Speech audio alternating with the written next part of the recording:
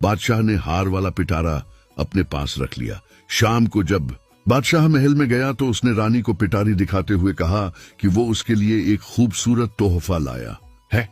रानी यह सुनकर बहुत खुश हुई और पिटारी को लेकर अपने कमरे में आ गई। उसने पिटारी को खोला तो उसमें हार की बजाय एक बहुत ही प्यारा नन्हा बच्चा सो रहा था। बच्चा इतना खूबसूरत था कि रानी उसे तकती रह गई।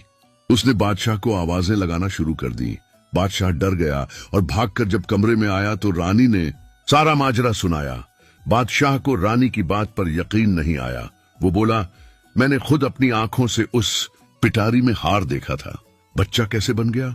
फिर बादशाह ने खुद झुककर पिटारी में देखा तो वाकई हार की जगह बच्चा था। बादशाह और रानी बहुत खुश हुए क्योंकि वो बहुत अरसे से बेऔलाद थे और बहुत इलाज के बाद भी उन्हें अल्लाह ताला ने औलाद नहीं दी थी। उन्होंने सोचा कि यह बच्चा खुदा ने दिया है और वो इसे अपना बेटा बनाकर पालेंगे। कुछ नौकरानियां उन दोनों की बातें सुन रही थी।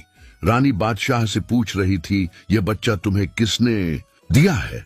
बादशाह ने बताया कि मेरे पास 2 सपेरे आए थे और उन्होंने मुझे पिटारी पकड़ाकर कहा कि हम नौलखा हार लाए हैं जो रानी के गले में बहुत अच्छा लगेगा।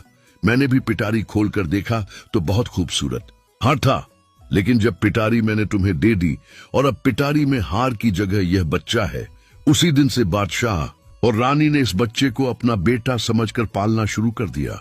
एक दिन बादशाह ने दरबार में ऐलान किया कि रानी ने एक खूबसूरत बेटे को पैदा किया है। पूरी रियासत में खुशी छा गई और शहर भर में जश्न मनाया गया। मिठाइयां बांटी गईं और धीरे धीरे वो बच्चा बड़ा होने लगा।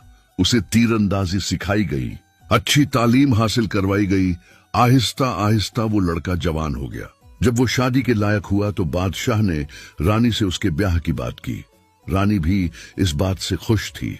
बादशाह की रियासत के पास एक और रियासत थी जिसके बादशाह का नाम बिलाल था। उसकी एक बहुत खूबसूरत बेटी थी जिसका नाम फूल शहजादी था।